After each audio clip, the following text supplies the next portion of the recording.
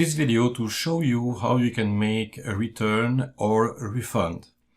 So to make a return, you need to start by finding the invoice that you wanted to credit. So you go to the other, and then you can say that you want to invoice lookup, and you can say what you wanted to see. By default, the system will show you all the invoices of today.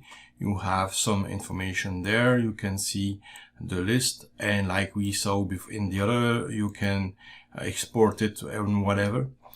And here you had a lot of options. I can see, for example, what are the payments. I could make some changes from here. I can credit that invoice. That is what we wanted to do.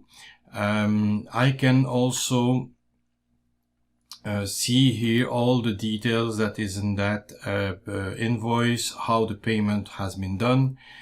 I can add a note. I can print, if there are tickets, I can print all the tickets that is linked by the invoice, just one ticket. I can print the serial number. If there is a product with a serial number, I can reprint the invoice. I could say it is received invoice, or at the screen or at the printer.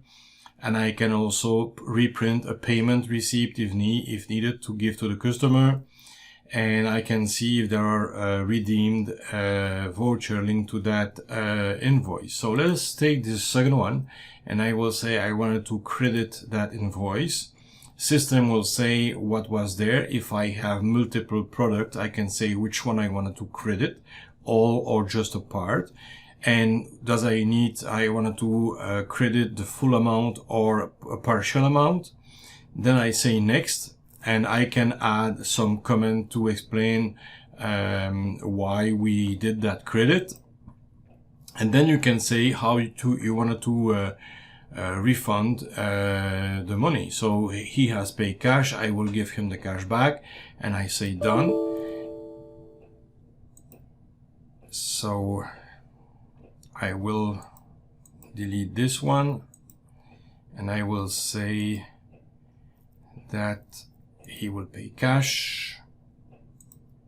Now it's the complete amount, and I will say done, and the amount is done. And I have my credit note that has pre-printed, and so it's done. I can come back, and I am back in my POS. Now, if I wanted to do a refund, that means I don't know which invoice is perhaps 3 days away or whatever, but I wanted to make a refund. I can say refund. But to make a refund, I need to have an admin code or supervisor code. So I give my code.